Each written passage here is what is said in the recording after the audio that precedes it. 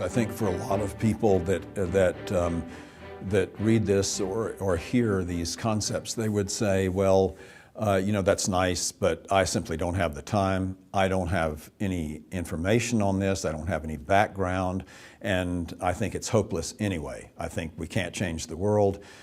Things are just going to continue as they've been, and certainly there's nothing I can do about it. That's kind of a standard reaction or response. So in one part of the book, of course, I address this issue, this feeling of powerlessness, and I point out that you can actually take this approach to global citizenship by steps that are very easy. For example, the first step would be awareness. Just, for example, the simple awareness that international law, and by that I'm referring to international human rights law, the law of non-aggression that's in the United Nations Charter, and international humanitarian law that governs the conduct of when there is a conflict, how it should be conducted, and the responsibilities of the belligerents and of people who are not combatants as well as combatants. So international law provides a framework that is where human well-being is the priority.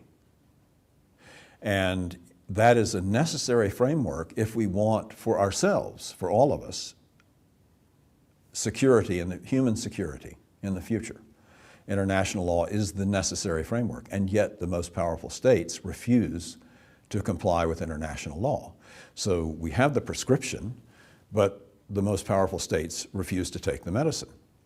So that's so the awareness of this. I mean, it takes like 60 seconds to become aware of this, that the most powerful governments and their allies, and we're talking about your government, are doing this. And then the issue of democracy, that is, it's not pointing the finger at the problem is somewhere else. The source of evil is the terrorists or the communists or this or that, whatever, or even that, oh, it was our political leaders' fault. They made the mistake. No, you have to recognize your own personal responsibility in the patterns of your thought, your action or inaction, your passivity, your decision to think of yourself as powerless. I mean, that's a choice about, when you think in that way, that's a choice.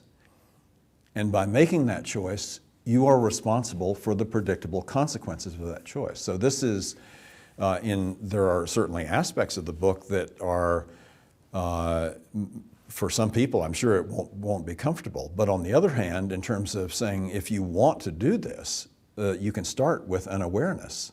And this book can help with that.